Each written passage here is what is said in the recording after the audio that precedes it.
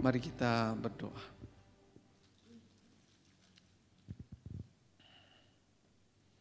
Kami perlu Kau ya Tuhan, lebih daripada kami memerlukan udara.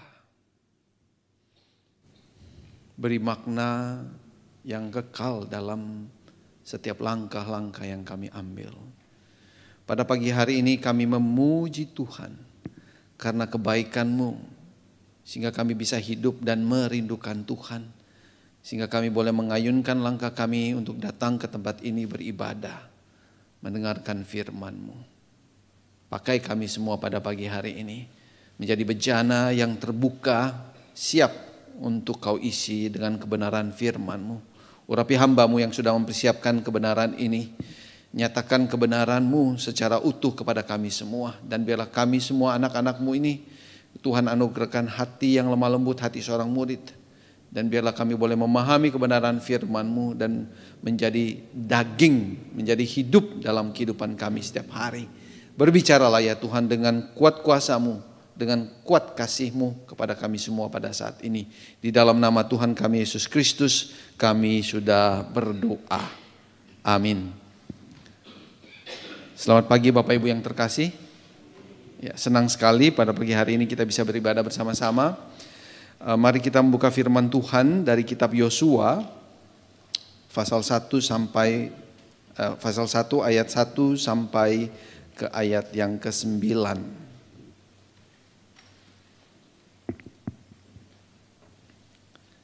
Saya akan membacakan ayat 1 dan 2. Lalu Bapak Ibu sekalian ayat 3, 4 dan 5, lalu kita akan baca bersama-sama dari ayat 6 sampai ayat yang ke-9. Ya, saya baca ayat 1 dan 2, lalu Bapak Ibu sekalian ayat 3 sampai ayat ke-5, lalu ayat 6 sampai 9 kita akan membacanya bersama-sama. Yosua pasal 1 ayat 1 sampai 9. Sesudah Musa hamba Tuhan itu mati, berfirmanlah Tuhan kepada Yosua bin Nun, abdi Musa itu demikian. Hambaku Musa telah mati. Sebab itu bersiaplah sekarang, seberanglah sungai Yordan ini, engkau dan seluruh bangsa ini menuju negeri yang akan kuberikan kepada mereka, kepada orang Israel itu. Bapak Ibu silakan 3 sampai 5.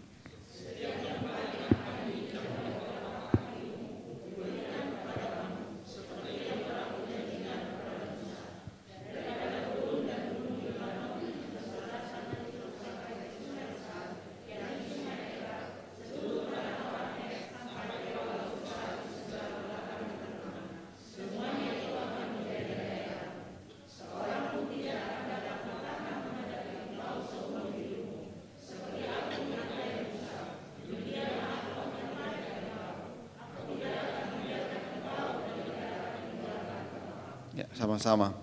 Kuatkan dan teguhkanlah hatimu, sebab engkaulah yang akan memimpin bangsa ini memiliki negeri yang kujanjikan dengan bersumpah kepada nenek moyang mereka untuk diberikan kepada mereka.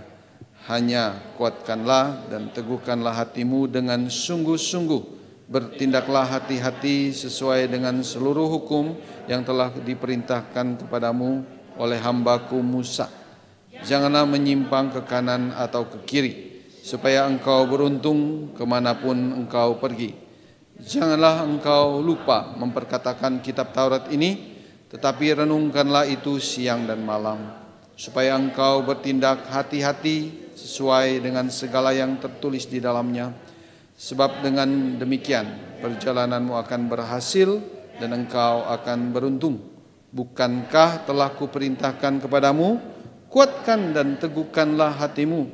Janganlah kecut dan tawar hati, sebab Tuhan Allahmu menyertai engkau kemanapun engkau pergi. Ya, sedemikian kita membaca firman Tuhan. Kita berbahagia karena kita hidup di dalam kebenaran firman Tuhan. Bapak Ibu yang terkasih di dalam Tuhan Yesus, Allah kita adalah Allah yang berfirman. Amin ya. Kita mengenal Allah kita karena Dia berbicara kepada kita semua. Pada awalnya Allah berbicara, Allah berkata-kata, maka semuanya tercipta. Ya, alam semesta ini, bumi ini dengan segala keindahannya, alam semesta diciptakan oleh Tuhan dengan perkataannya, dan itu sungguh amat baik, termasuk kita. Ya. Dan melalui ciptaannya kita bisa mengagumi sebenarnya kebesaran dan kemahabaikan Tuhan kepada kita semua. Tim Keller dalam salah satu khotbahnya mengatakan bahwa orang yang tidak percaya kepada Allah pun ketika mereka menyaksikan keindahan alam, mereka bisa meneteskan air mata terharu karena melihat keindahan yang demikian rupanya. Ya, dan belakangan ini juga Bapak Ibu yang terkasih, ada fenomena umum bahwa healing, orang bisa healing atau disembuhkan dari tekanan pekerjaan, dari kesibukan, dari kepenatan, hanya dengan liburan ke tempat-tempat yang indah, ke daerah-daerah yang lebih sepi tapi indah, dan di sana kemudian bisa mendapatkan healing, pemulihan, ya, fenomena belakangan ini. Dan sebenarnya semuanya ini menyatakan bahwa ciptaan Allah ini sungguh-sungguh menyatakan kuasa dan kasih Allah kepada kita semua, termasuk kepada orang yang enggak percaya kepada Tuhan. Bahwa ada Allah yang menciptakan semuanya ini. Jadi Allah diakui ataupun tidak mau diakui, Allah yang berfirman itu memiliki kuasa yang besar. Nah, Bapak Ibu yang terkasih di dalam Tuhan Yesus, manusia juga mirip sebenarnya dengan Allah. Miripnya apa? Kata-kata. Manusia bisa membuat sesuatu dengan kata-katanya. Ya, dengan memerintah orang lain untuk melakukan sesuatu, ya kan? Hanya bedanya kata-kata Allah itu memberikan kehidupan, memberikan kesukaan. Kebanyakan dari kata-kata manusia, sebagian besar dari kata-kata manusia meninggalkan derita dan sakit hati. Itu bedanya sebenarnya antara kata-kata Allah dan kata-kata kita. Ya Bapak Ibu yang terkasih. Namun Allah yang penuh cinta menyatakan dirinya melalui firman, dan firman itu kemudian menjadi manusia. Dan kemudian kita bisa melihat manusia yang sesungguhnya adalah seperti firman yang menjadi daging itu. Yang hidupnya, yang kata-katanya menjadi berkat buat orang lain. Yang membangun dan memperbaharui segala sesuatu. Yesus, Bapak Ibu yang terkasih, adalah pertemuan antara Allah dan manusia. Di mana manusia itu mungkin untuk menjadi manusia yang baik. Manusia itu mungkin kalau dia percaya kepada Yesus Kristus punya potensi untuk hidup sebagaimana Allah pertama kali menciptakan manusia. Baik adanya itu membangun, memperbaharui, menyempurnakan tanda kutip seluruh ciptaan Tuhan. Dalam Kristus Yesus, hamba Allah yang besar itu, yang benar itu, kita pun dilayakkan menjadi hambanya yang hidup dan taat kepada firman Tuhan. Di dalam Yesus Kristus kita bisa melihat bahwa tidak pernah satu detik pun dalam kehidupannya dia tidak taat kepada firman Bapanya, firman Allahnya. Nah, Bapak Ibu yang terkasih, bacaan kita pada pagi hari ini dibuka dengan pernyataan bahwa Musa, ya, bahwa Musa hamba Allah itu telah mati. Ya, kita membaca sama-sama. Namun firman Allah tetap disampaikan kepada hambanya yang lain, kepada penerus Musa yaitu Yosua. Nah, kita bisa melihat di sini bahwa manusia seberapapun hebat dan terhormatnya, dia itu fana, terbatas. Ya, ada satu titik di mana eksistensinya, keberadaannya itu akan selesai. Tetapi Allah di lain pihak tidak ada yang bisa menghentikan Allah untuk berkata-kata. Kita mau dengar, nggak mau dengar, kita mau memberontak, nggak mau memberontak, itu tidak akan menghalangi Allah untuk menyatakan kehendak, untuk menyatakan tujuannya. Jadi itu kontras yang jelas antara manusia dan Allah. Namun Bapak Ibu yang terkasih di dalam Tuhan Yesus, tragisnya ya, setiap hari kita menyaksikan bahwa banyak sekali manusia yang bertingkah laku, bersikap, berpola pikir seperti Allah, walaupun sebenarnya dia itu sangat terbatas. Dalam sebuah buku yang berjudul 9 kebohongan umum yang dipercayai oleh orang Kristen, ya ada 2 kebohongan yang saya pikir sungguh-sungguh membuat manusia itu tidak mau mendengarkan Allah lagi. Manusia lebih senang mendengarkan sesama manusianya. Manusia lebih senang mendengarkan para motivator. Dan kebohongan ini sudah terjadi di mana-mana, kita dengar di mana-mana, melalui radio, melalui film, melalui TV. Ya. Yang pertama, kebohongan apa yang kita percaya selama ini Bapak Ibu? Percaya diri. Yang buku itu mengatakan, percaya diri sendiri adalah kebohongan yang dipercaya semua orang, hampir semua orang lah ya, hampir semua orang Kristen.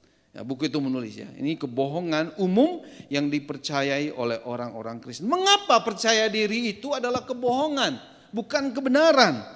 Nah, buku itu mengatakan bahwa percaya pada diri sendiri itu sebenarnya mula-mulanya disebabkan oleh kejatuhan manusia ke dalam dosa.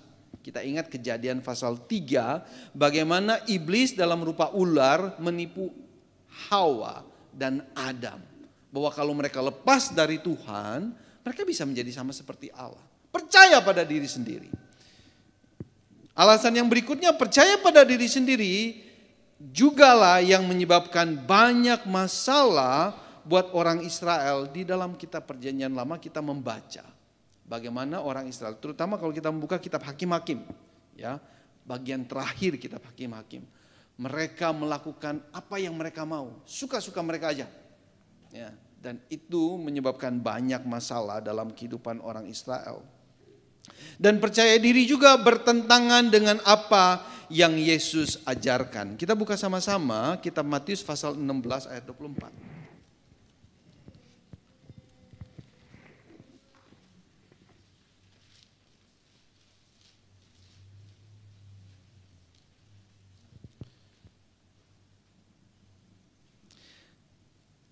Lalu Yesus berkata kepada murid-muridnya, setiap orang yang mau mengikut aku, ia harus menyangkal dirinya, memikul salibnya, dan mengikut aku. Menyangkal dirinya, bukan percaya pada dirinya. Ini jelas sekali Bapak Ibu yang terkasih. Yang kedua, kebohongan yang kedua, menuruti kata hati. Follow your heart. Kita nonton film Disneyland, film ya produksi Disney, film anak-anak itu banyak sekali perkataan-perkataan seperti ini. Follow your heart, ikutin kata hatimu. Namun firman Tuhan Alkitab dengan jelas sekali mengatakan jangan percaya kepada hatimu sendiri. Kejadian pasal 6 ayat 5, Bapak Ibu yang terkasih, menulis begini, bahwa kejahatan manusia besar di bumi dan bahwa segala kecenderungan hatinya selalu membuahkan kejahatan semata-mata. Kecenderungan hati manusia. Jadi kalau kita mengikuti kata hati kita, ya kecenderungannya jahat, maka kita akan menjadi orang jahat. Yeremia pasal 17 ayat 9, betapa liciknya hati, lebih licik daripada segala sesuatu, hatinya sudah membatu, siapakah dapat mengetahuinya? Dan yang paling sering kita dengar itu Yesus sendiri mengatakan, ya, di dalam Matius juga menulis, Markus pasal 7 ayat 21 sampai 23. Sebab dari hati orang timbul segala pikiran jahat. Percabulan, pencurian, pembunuhan, perzinahan, keserakahan, kejahatan, kelicikan, hawa nafsu, iri hati, hujat, kesombongan, kebebalan. Semua hal-hal jahat itu timbul dari dalam dan menajiskan orang. Dan tantangan beratnya buat kita adalah kita sedang menghirup bagaikan udara, ya, menghirup wawasan-wawasan seperti ini di dalam kehidupan kita. Orang lebih suka mendengarkan motivator yang memotivasi. Kamu bisa, kamu bisa. Dengan kefasihan lidahnya, dengan kepintaran memilih kata-katanya. Ya, dan parahnya atau tragisnya banyak hamba-hamba Tuhan yang mencontohi cara yang sama. Lalu mengesampingkan firman Tuhan atau menafsirkan firman Tuhan sesuai dengan keinginannya, dipengaruhi oleh para motivator tersebut. Atau dengan kata lain, faham seperti ini sudah masuk menyusup di dalam gereja-gereja Tuhan sebenarnya. Percaya pada diri sendiri, percaya pada keinginan hatimu. Bukankah ini satu celaka yang luar biasa Bapak Ibu yang terkasih? Dan saya percaya itulah sebabnya membaca, merenungkan firman Tuhan itu bukan satu hal yang mudah lagi. Karena kita membaca firman Tuhan akan mengkritik manusia habis-habisan. Ya, mungkin kata kritik itu terlalu keras. Akan meluruskan, akan menuntun, membimbing kepada kebenaran yang sejati. Percaya diri sendiri, menuruti kata hati sendiri adalah alasan utama mengapa banyak orang itu enggan membaca. Enggan menghabiskan waktu banyak untuk merenungkan firman Tuhan. Lebih baik saya mengasah skill dan lain sebagainya supaya saya bisa percaya diri dan kemudian bisa sukses. Firman Tuhan mengajarkan kita sebaliknya. Firman Tuhan yang kita baca pagi hari ini mengatakan engkau adalah hamba Allah. Amin Bapak Ibu yang terkasih. Sama seperti Musa dan Yosua, kita hanya bergerak berdasarkan firman Allah. Allah yang menyuruh kita untuk bergerak atau berhenti. Kita menjalankan bukan agenda kita menjalankan agenda Allah. Mari kita katakan satu kiri dan kanan. Engkau adalah hamba Allah. Kita katakan satu ya, dengan teman-teman di samping kita. Kamu adalah hamba Allah. Kamu adalah hamba Allah. Banyak orang salah kaprah ketika mengatakan kamu adalah hamba Allah. Kamu harus hebat. Kamu harus pintar. Kamu harus berani. Itu kebalikan. Ketika kita bilang kita adalah hamba Allah, kita digerakkan, kita bekerja, mengatur segala sesuatu berdasarkan firman Allah yang menjadi daging tentu saja, menjadi bagian dari kita. Jadi seorang hamba Allah hanya berharap kepada tuannya. Seorang hamba Allah hanya mendengarkan tuannya. Mazmur pasal 123 ayat 2. Ya. Saya akan bacakan buat Bapak Ibu sekalian. Ini indah sekali. Ya. Lihat seperti mata para hamba laki-laki memandang kepada tangan tuannya. Seperti mata hamba perempuan memandang kepada tangan nyonyanya. Demikianlah mata kita memandang kepada Tuhan Allah kita sampai Ia mengasihani kita. Kita bergantung sepenuhnya hanya kepada Allah, Bapak Ibu yang terkasih. Kita menantikan Dia berfirman supaya saya bisa hidup. Ya, Mazmur ini mengatakan benar-benar kita bayangkan seorang hamba yang hanya mampu melihat tangan tuannya, tinggal tuannya tunjuk sini, tunjuk sana, tunjuk sini dan dia ikutin. Dan itu yang dia nanti-nantikan. Kalau engkau berfirman, maka belas kasihanmu kau nyatakan kepada kami. Kalau engkau berkata-kata Tuanku, maka belas kasihanmu kau nyatakan kepada kami. Kasihanilah kami orang yang berdosa ini. Bukankah kita orang yang berdosa? Dan oleh karena itu kita hanya bergantung kepada belas kasihan Allah. Percaya diri, menuruti kata hati adalah kesia-siaan dan kebohongan dari si iblis. Sebagai hamba Allah, Yosua mendengar dan taat kepada firman Allah. Dan oleh karena itu Allah adalah Allah yang berjanji. Allah adalah Allah yang berjanji. Yosua kita baca diperintahkan ayat 3-5 untuk memimpin orang Israel menuju tanah Kanaan. Negeri yang dijanjikan Allah kepada Abraham. Ya. Sebelum Yosua menjalankan tugasnya, Allah memberikan janji. Ada dua, kita baca di ayat 3-4. Seperti Allah berjanji kepada Abraham, Sekarang Allah juga berjanji kepada Yosua untuk memberikan tanah perjanjian itu. Ya, ayat 34 kita membaca secara kurang lebih detail gitu ya. Lalu di ayat kelima Allah juga berjanji seperti dia berjanji kepada Musa, demikian juga sekarang dia berjanji kepada Yosua, keamanan dan keberhasilan. Kau akan sukses, kau akan berhasil ke sana gitu. Enggak akan gagal. Allah yang berjanji. Dengan segala rintangan yang akan dihadapi oleh Yosua, dan di situ dikatakan seberangilah sungai Yordan, ya. Sama seperti dahulu orang Israel menyeberangi Laut Merah, enggak tahu harus bagaimana menyeberanginya, kecuali Allah turun tangan. Demikian juga satu pengalaman yang kurang lebih mirip, Yosua seperti Musa akan memimpin orang Israel melewati sungai Yordan. Bagaimana harus melewatinya? Tidak tahu juga. Itu satu tantangan dalam kehidupan kita, ya. Dan Yosua dihadapkan kepada itu semua. Bagaimana Yosua harus melewatinya? Sederhana saja, Allah sudah memilih Yosua untuk berhasil masuk tanah Kanaan, dan Yosua harus percaya kepada kebenaran firman Tuhan ini. Dan janji Allah ini bukan janji yang jahat tentu saja. Benar ya Bapak Ibu? Ini janji yang sangat-sangat baik dan dijaga oleh Allah sampai berapa puluh keturunan ya, sejak Abraham, bahkan sejak sebelumnya sebenarnya. Abraham sampai kepada zaman Yosua, Allah memegang, menjaga janjinya dan dia tidak berubah. Janji Allah selalu baik, kasihnya senantiasa ternyata di dalam janji-janjinya. Nah Bapak Ibu yang terkasih, tanah Kanaan ini tidak bisa kita artikan secara hurufiah, artinya tanah, ya, hurufiah, fisik. Bukan Bapak Ibu yang terkasih, tanah Kanaan ini dimaknai sebagai keselamatan jiwa yang diberikan oleh Yesus Kristus. Kanaan buat kita juga adalah sorga yang menjadi tempat perhentian kekal dan sempurna. Jadi bukan suatu lokasi fisik di dalam dunia ini, tetapi keselamatan jiwa kita dan juga tempat di sorga buat kita.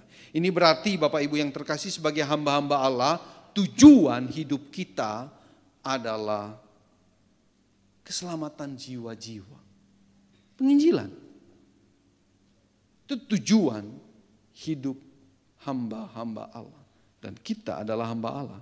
Dimanapun dan apapun yang kita lakukan dalam hidup ini, tujuan akhirnya, grand purpose-nya, tujuan besarnya adalah keselamatan jiwa-jiwa di dalam Yesus Kristus. Kisah Para Rasul pasal 1 ayat 8. Tetapi kamu akan menerima kuasa kalau Roh Kudus turun atas kamu, dan kamu akan menjadi saksiku di Yerusalem dan di seluruh Yudea dan Samaria dan sampai ke ujung bumi. Dan janji itu juga buat kita sekarang. Roh Kudus sudah diberikan pada kita ketika kita beriman kepada Yesus Kristus. Roh Kudus memimpin kita, menguatkan kita untuk mengerti firman Tuhan. Roh Kudus juga akan memimpin kita untuk menjadi saksi. Dua hal yang akan kita lihat juga pada pagi hari ini sebenarnya di dalam kitab Yosua. Yang sama yang diberikan kepada para rasul, yang tentu saja juga buat gereja pada zaman ini Bapak Ibu yang terkasih. Kita harus meyakini dengan sungguh bahwa kita dipanggil untuk menyelamatkan jiwa manusia yang berdosa. Bukan menjadi kaya di dalam dunia ini. Bukan menjadi sukses di dalam dunia ini. Bukan Bapak Ibu yang terkasih. Keinginan terdalam adalah menyelamatkan jiwa manusia yang terhilang. Keinginan Allah yang terdalam dan terbesar adalah membawa umatnya masuk ke tanah Kanaan, perjanjian lama. Dan untuk itu di dalam perjanjian baru ia rela mengutus anaknya Yesus Kristus, anaknya yang tunggal, agar misi ininya tercapai. Dulu hanya kepada orang Israel, tapi sekarang kepada seluruh dunia. Dan dia melakukan segala yang dia perlukan. Dia melakukan segala sesuatu supaya jiwa-jiwa itu diselamatkan.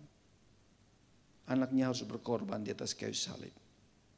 Mungkin, ini pikiran saya, mungkin hanya penginjilan saja dari setiap usaha kita yang mempunyai impact akan kekekalan. Yang lain-lain akan sirna di dalam dunia ini. Kalau kita melihat, kalau kita mau mengingat ya bangunan-bangunan kuno yang dulu di Eropa, gereja-gereja hebat, sekarang udah menjadi artefak, sudah menjadi serpihan-serpihan, itu akan hancur lama kelamaan. Nilainya bukan pada bangunan yang bagus tapi pada nilai sejarahnya karena udah lama gitu ya. Tapi coba Bapak Ibu bayangkan ketika Bapak Ibu menginjili, menyelamatkan jiwa-jiwa. Itu sampai di surga dicatat tuh sampai orang-orang yang udah selamat. Ini saya pikir enggak ada satupun yang kita lakukan yang sungguh-sungguh sungguh-sungguh penting dan signifikan di mata Allah. Kecuali menyelamatkan jiwa-jiwa orang berdosa. Amin Bapak Ibu yang terkasih. Amin. Ayo kita maju.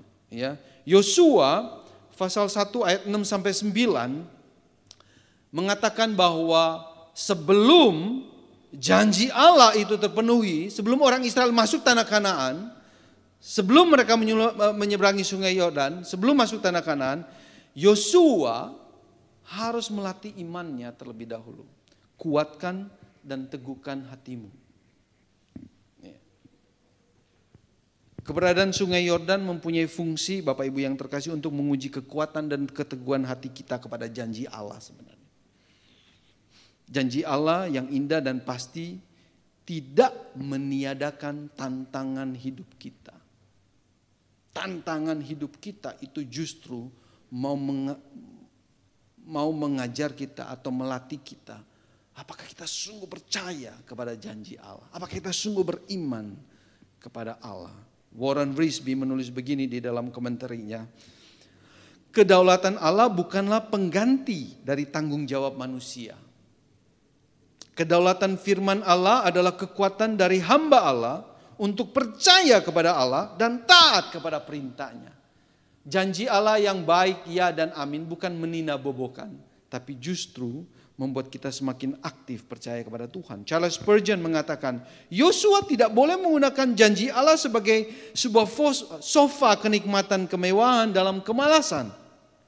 Sebaliknya sebagai ikat pinggang untuk mempersiapkan diri menghadapi masa depan. Janji Allah yang mutlak haruslah menggairahkan dan mendorong kita lebih giat lagi menjadi hamba-hamba Allah yang gigih dan pantang menyerah.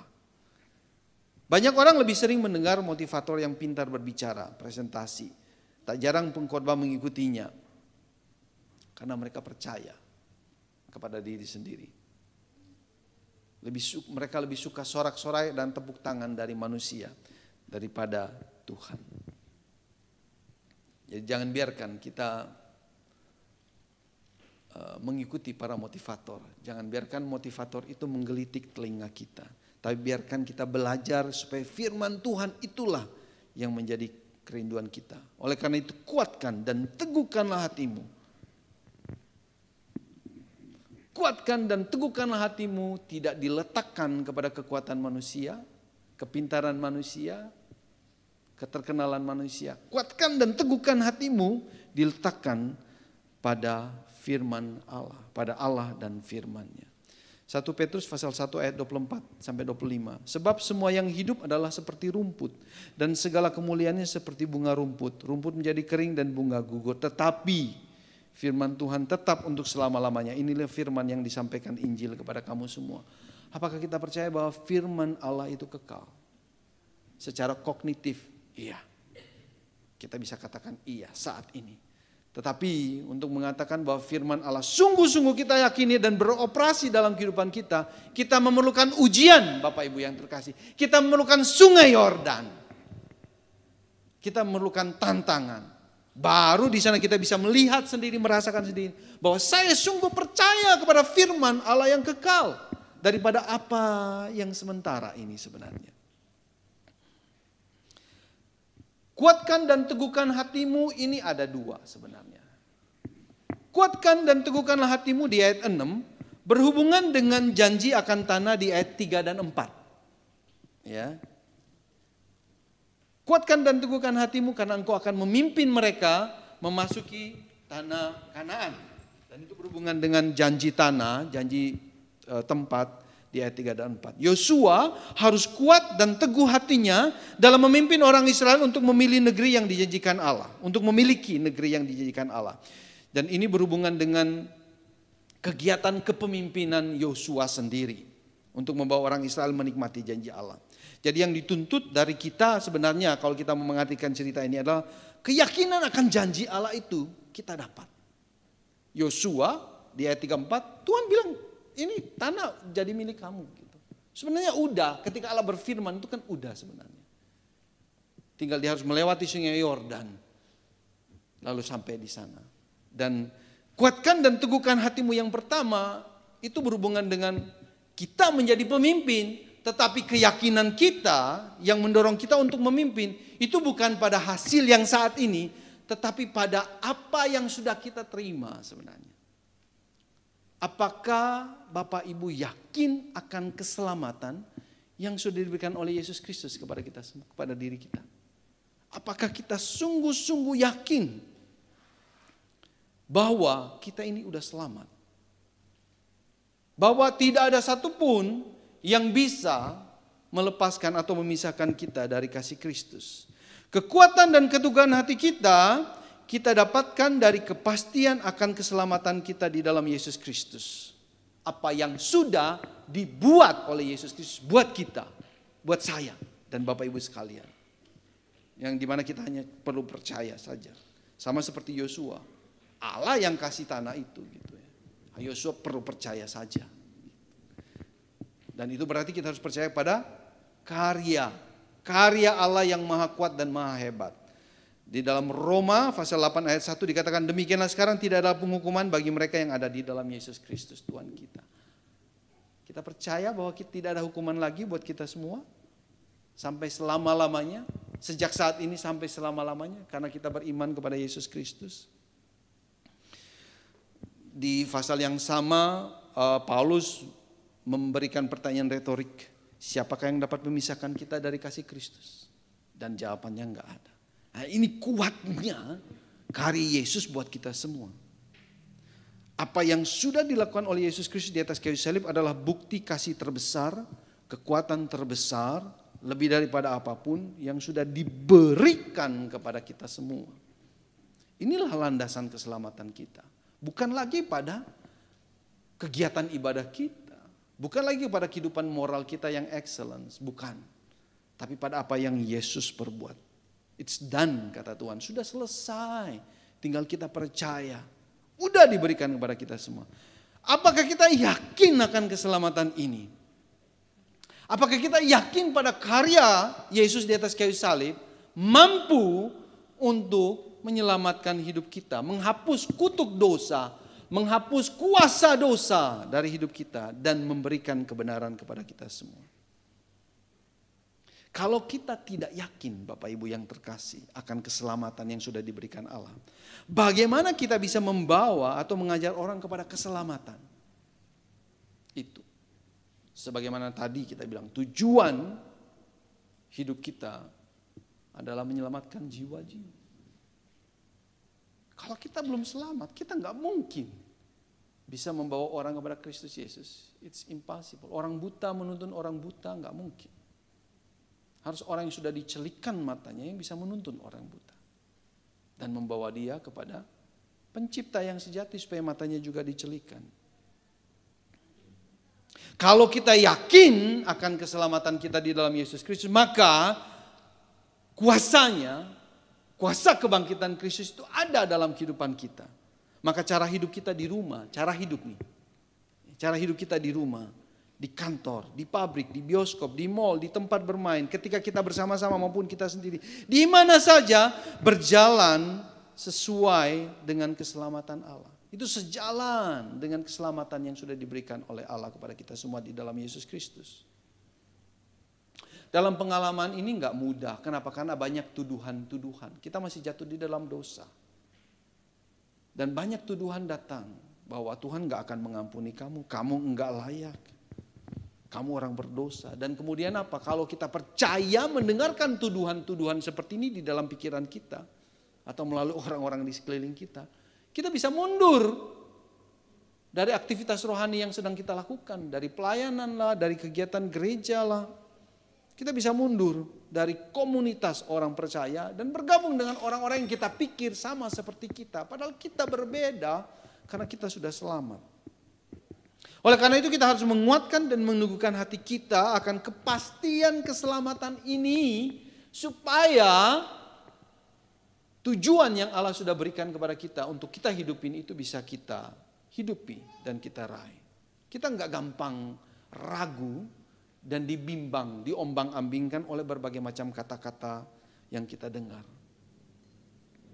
Kita harus yakin bahwa Allah tidak pernah meninggalkan kita. Apapun pengalaman kita, mau pengalaman di atas ataupun pengalaman di bawah, pengalaman baik ataupun pengalaman jelek, Allah tetap bersama-sama dengan kita. Justru kalau pengalaman jelek kita melihatnya sebagai sungai Yordan yang saya harus saya harus lewati untuk membuktikan bahwa memang saya percaya kepada Allah yang sudah memberikan saya keselamatan. Itu yang pertama. Yang kedua, kuatkan dan teguhkan hatimu untuk bertindak hati-hati sesuai dengan firman Tuhan. Nah, ini agak overlapping, beririsan dengan apa yang keselamatan, yang sudah keyakinan akan keselamatan. Karena ini sangat berkaitan erat dengan apa? Kita kuatkan dan teguhkan hati kita dengan sungguh-sungguh, ya. Ada kata sungguh-sungguh di situ, ya. Berarti lebih daripada yang pertama. Ini lebih sungguh-sungguh lagi, lebih serius berhubungan dengan penyertaan Allah dengan firman Tuhan. Bertindak hati-hati sesuai dengan firman Tuhan, jangan menyimpang ke kiri atau ke kanan. Karena ini syarat untuk berhasil dalam perjalanan dan keberuntungan. Supaya bisa bertindak hati-hati sesuai dengan firman Tuhan, maka perlu memperkatakan firman Tuhan dan merenungkannya siang dan malam. Ya. Ini menjadi inti sebenarnya dari renungan kita pada pagi hari ini.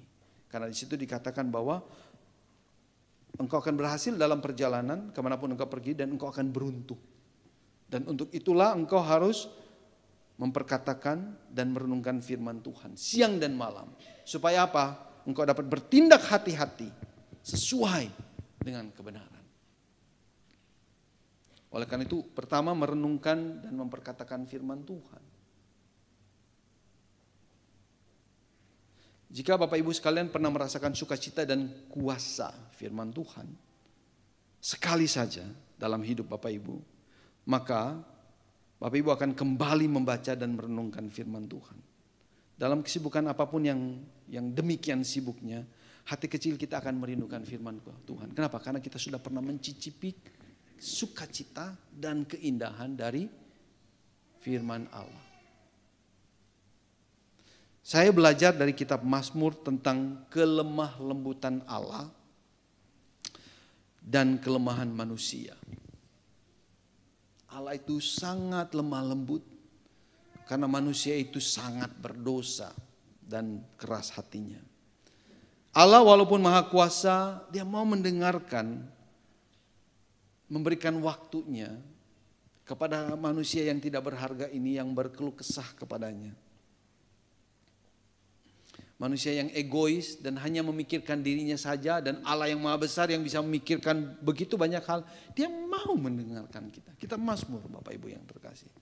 Saya belajar untuk berkeluh kesah kepada Allah apa adanya, segala sesuatu, hal yang tidak pernah saya bicarakan atau saya katakan kepada orang, istri saya bahkan, gak pernah saya belajar melalui kitab Mazmur berkeluh kesah hanya kepada Tuhan. Apa saja. Bahkan satu hal yang saya pikir dalam pikiran saya ini mustahil berubah dan saya harus terus begini dalam kesulitan, saya keluh kesahkan kepada Bapa di surga. Dan saya belajar itu dari kitab Mazmur. Dan sampai hari ini saya terus membaca kitab Mazmur, satu hari satu pasal, paling tidak. Satu hari satu pasal. Kadang bisa lebih, tergantung dari suasana. Karena saya sungguh-sungguh merasakan kuasa Allah, iman saya bertumbuh. Pengalaman saya ketika bersekolah di Korea beberapa tahun yang lalu, saya merasa sangat tertekan, tapi Allah menyertai saya melalui kitab ini, Bapak Ibu yang terkasih, melalui kitab Mazmur. Dan sungguh-sungguh saya melihat kuasa Allah di sana. Ada satu masa di mana saya merasa bosan membaca firman Tuhan karena berpikir sudah tahu semuanya gitu. Saya sudah tahu ceritanya. Abraham, anaknya Ishak, lalu kemudian ada polemik di dalam keluarga. Sampai kepada kitab perjanjian baru. Saya sudah tahu semuanya. Tapi saya tahu, saya juga mengerti bahwa saya harus baca firman Tuhan. Jadi saya bosan, gak mau baca firman Tuhan karena saya pikir saya sudah tahu semua. Tetapi di sisi lain saya tahu saya harus baca firman Tuhan. Kenapa? Karena kalau saya baca firman Tuhan, saya bisa menjaga motivasi saya di dalam kehidupan saya untuk tetap fokus kepada kasih Tuhan. Dan juga untuk menjaga kekudusan hidup saya. Ada yang mengingati gitu ya. Tapi karena sesekali saya terhasut juga untuk nggak baca firman Tuhan. Karena ya udah tahu semua gitu. Coba mencari terjemahan-terjemahan yang lain dan semuanya. Tapi ya itu namanya kesombongan dan sok tahu sebenarnya ya Bapak Ibu yang terkasih ya. Jadi nggak mau baca firman Tuhan. Namun seringkali saya memaksa diri. Karena saya tahu harus baca. Karena banyak manfaatnya. Karena saya mengasihi Tuhan juga gitu ya. Memaksa untuk membaca. Dan saya tahu saya harus baca karena saya orang berdosa. Nah setelah berdoa, meminta antusias dan gairah untuk membaca firman-Nya. Lalu saya membaca, ada sukacita. Jadi sering kali ya ketika saya memulai membaca firman Tuhan karena kewajiban semata. Tapi ketika saya membaca dan merenungkan, membaca, itu ada sukacita, ada gairah di dalam hati saya terhadap firman Tuhan. Apa yang ditulis di dalam Alkitab ini. Ada kata-kata yang dulunya tidak saya perhatikan, pagi itu saya perhatikan dan itu membuat apa istilahnya itu ya. Roh, spirit itu kayak terbakar gitu ya, bergairah. Nah pengalaman-pengalaman seperti ini yang membuat saya kembali gitu. Walaupun malas bangun pagi, pagi bangun malas. Tetapi karena ada ingatan itu ya ketika membaca itu ada gairah, ada hal yang menyenangkan. Saya mau datang gitu. Walaupun titik mulanya itu bosan dan gak seneng. Pinginnya lihat YouTube gitu misalnya, pinginnya buat yang lain. Tapi karena pengalaman itu dan itu terus berulang. Dan itu yang mendorong untuk bangun pagi dan kemudian bersaat teduh. Itu hal yang indah sekali. Terus menyantap firman Tuhan. Dan saya belajar untuk mengingat firman Tuhan dengan menjadikan itu doa saya. Dengan mendoakan berulang-ulang ya, satu ayat misalnya ya, beberapa hari gitu. Saya belajar untuk mengingatnya. Roma 12 ayat 12. Bersukacitalah dalam pengharapan. Saya dapat ayat ini beberapa waktu yang lalu. Bersukacitalah dalam pengharapan. Tuhan beri saya sukacita di dalam pengharapan akan sorga. Sabarlah dalam penderitaan, dalam kesesakan. Dan bertekunlah di dalam doa. Ini dibagi 3, jadi 3 pokok doa jadinya. Dan itu diulang dan bisa belajar untuk mengingat firman Tuhan. Saya bukan pengingat firman Tuhan yang persis sama gitu ya. Saya nggak kuat menghafal seperti itu. Tapi paling nggak saya mengerti isinya. Dan dengan kata-kata sendiri saya bisa mengulangnya. Karena saya mengerti isinya.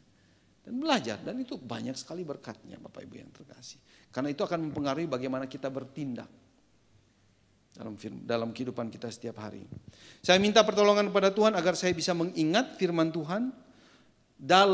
Bukan pagi itu saja. Tapi dalam peristiwa-peristiwa kehidupan saya. Contohnya. Belajar untuk tidak emosi dan marah-marah dan menyalahkan pengendara lain ketika menyetir. Ya, saya cukup tensi tinggi kalau menyetir dan ada orang-orang yang menurut saya gitu ya, nyetirnya sembarangan. Alasan yang terus mau diingat adalah supaya saya tidak tensi tinggi. Semua orang sudah berdosa. Ini kan pengajaran firman Tuhan. Semua orang itu berdosa. Semua orang itu angkuh. Oleh karena itu ya. Gak ada yang mau mengalah sebenarnya. Ini satu pemikiran yang berdasarkan firman Tuhan sebenarnya. Allah dalam Kristus sudah mengalah dan mengasihi manusia yang angkuh dan sombong ini sebenarnya. Dengan mengirim Yesus Kristus ke dalam dunia ini. Nah pengajaran firman Tuhan ini saya belajar terus untuk mengingatkan saya ketika saya menyetir. Sebelum menyetir saya sudah siap dan putuskan untuk melakukan hal ini. Kalau saya menyetir, kalau ada yang mulai ngawur menurut saya ingat dia orang berdosa, dia angkuh, saya nggak mau ladeni, udah biarkan aja. Gitu. Ada orang cari gara-gara buat emosi, ya senyumin aja gitu. Karena udah diputuskan di dalam pikiran dan hati saya bahwa ya manusia memang seperti itu. Dan Allah datang untuk menyelamatkan orang-orang seperti ini. Saya harus belajar sabar. Sebagai hamba Tuhan saya mau ingat perkataan Yesus. contoh lain ya. Aku datang bukan untuk dilayani, melainkan untuk melayani. Saya berusaha untuk tidak merepotkan orang lain kalau saya bisa melakukannya sendiri. Ini dalam hidup saya berdasarkan ayat ini. Ya, Yesus datang untuk melayani, bukan untuk dilayani. Saya nggak mau kalau saya bisa sendiri, saya nggak mau repotin orang lain. Saya akan selalu menerima pelayanan selama jadwal dan kemampuan mengizinkan. Siapapun yang minta saya untuk pelayanan, mau orang besar, mau orang kecil, orang gereja besar, gereja kecil, saya akan terus menerimanya. Karena prinsip dari firman Tuhan. Saya belajar untuk menekan keinginan untuk mencari penghargaan dan sanjungan orang lain. Saya terus berusaha mengasihi orang-orang yang tidak diperhitungkan. Orang-orang yang tidak layak dikasih, orang-orang yang disepelekan. Saya berusaha justru untuk memfokuskan diri untuk mengasihi mereka secara intentionally. Karena orang-orang yang punya pengaruh, orang-orang yang punya kuasa posisi itu kan banyak sekali orang yang sanjung ya sebenarnya ya. Dan kasihan orang-orang yang terabaikan, orang-orang kecil ya kalau kita bilang gitu ya.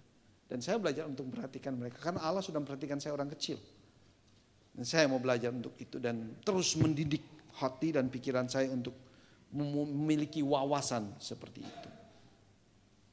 Saya menjaga ketulusan hati saya untuk terus menjadi garam dan terang dunia. Di pagi hari Bapak Ibu yang terkasih, ketika saya bersaat teduh, saya berdoa untuk kegiatan saya hari itu, hidup saya sepanjang hari itu. Pada saat itu saya sudah putuskan untuk mengasihi semua orang dan meminta pertolongan Tuhan untuk melakukan itu.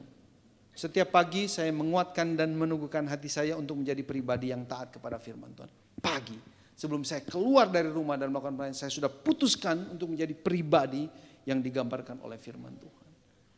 Itu yang harus kita lakukan. Kalau pagi kita nggak punya waktu untuk berdoa, saya pikir kita nggak punya persiapan untuk menghadapi tantangan di dalam dunia ini yang demikian hebatnya, demikian kasarnya, demikian liarnya menurut saya.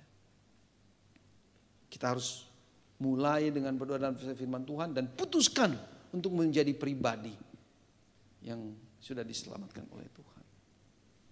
Jadi Bapak Ibu yang terkasih, misi hidup kita adalah menyelamatkan jiwa-jiwa. Motif di dalam setiap kegiatan dan pekerjaan kita adalah menyelamatkan jiwa yang terhilang. Oleh karena itu menjadi pribadi yang mengasihi bukan pilihan lagi, tapi satu keharusan. Aku harus mengasihi. Karena tanpa mengasihi kita nggak mungkin bisa menginjili orang lain. Tanpa mengasihi kita nggak mungkin sabar terhadap orang-orang yang angkuh, yang sombong itu. Tanpa mengasihi kita tidak mungkin mau direndahkan. Nggak mungkin. Dan menjadi hidup rendah hati. Nggak mungkin. Nggak mungkin. Tanpa mengasihi kita tidak mungkin mau mengerti orang lain. Kita maunya dimengerti orang lain.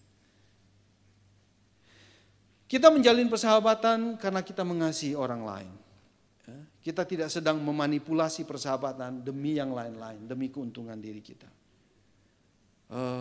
Kasih kita tulus untuk kebaikan orang lain. Untuk kebaikan orang yang kita temenin gitu ya. Orang yang sudah bersahabat dengan kita akan merasakan dan mengalami ketulusan dari kasih kita sebenarnya. Ya, setelah melewati waktu-waktu yang lumayan sebenarnya. Dan dalam anugerah Allah, dia akan datang dan bertanya tentang wawasan kita, hidup kita gitu ya. Karena trust sudah dibangun, karena melihat ketulusan kita. Demikian juga dengan anak-anak kita. Ketelatenan, kesabaran, intensionalitas dan seterusnya dalam mendidik dan merawat anak-anak sehingga kasih kita kepada mereka nyata dan mereka mengerti bahwa papa mama ini mengasihi saya dan oleh karena itu mempermudah dia untuk mengasihi Bapa. Percaya kepada Yesus Kristus. Kalau keluarga tidak menyatakan kasih, sabar dan hidup seperti itu maka akan membuat sulit anak-anak kita untuk percaya kepada Allah di surga sebenarnya. Dan semuanya ini akan terjadi. Ya. Semuanya ini akan terjadi Bapak Ibu yang terkasih jika kita sungguh-sungguh pertama meyakini keselamatan kita. Yakin bahwa kita udah selamat gitu. Nggak akan ragu lagi. Nggak ada ragu lagi. Setiap hari aku adalah anak Allah. Aku adalah ahli waris kerajaan surga. Dan keyakinan ini dan keyakinan akan kuasa Kristus ini akan semakin bertambah, terus bertambah, semakin kuat seiring dengan kita terus setia dan sungguh-sungguh menguatkan dan meneguhkan hati kita untuk merenungkan dan memperkatakan firman Tuhan.